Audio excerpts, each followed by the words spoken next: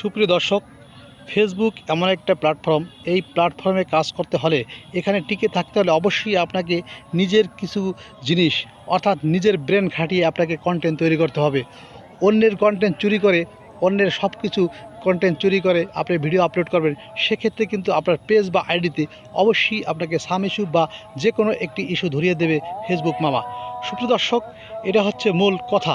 অর্থাৎ আপনার কিছু সৃজনশীলতা, আপনার নিজের বুদ্ধিমত্তার পরিচয় দিয়ে আপনাকে এখানে কন্টেন্ট তৈরি করতে হবে, নচেত কিন্তু এখানে আপনি সাকসেস হতে পারবেন না।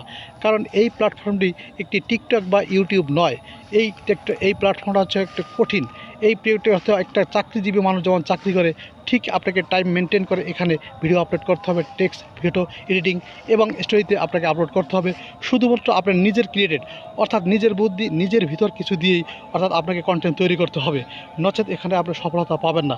আপনি সারা জীবন কাজ করে গেলেও এখানে কিছুই পাওয়া যাবে না।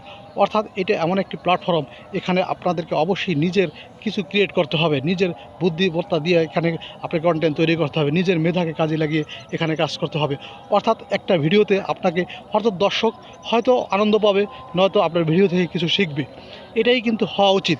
কেননা আপনার 3 সেকেন্ডের ভিডিওর ভিতরে অবশ্যই আপনি কিছু অ্যাড করেন, যাতে করে দর্শক তা মনোমুগ্ধ হয়ে যায়। অর্থাৎ দর্শক আপনার ভিডিও থেকে পিছু না হাঁটে, দর্শক আপনার ভিডিও দেখতে বাধ্য। এমন কিছু তৈরি করেন, তাহলে কিন্তু আপনি এই ফেসবুক প্ল্যাটফর্মে আপনার ভিডিওগুলো এবং মানুষ দেখবে, তাতে করে আপনার সফলতা 100% শিওর থাকে যে আপনার সফলতা এখানে আসবে। কেননা নিজের জিনিস অর্থাৎ প্রত্যেকটা কন্টেন্ট ভিডিওর ভিতরে আপনার শেখার কিছু থাকতে হবে অথবা কিছু আনন্দ থাকতে হবে।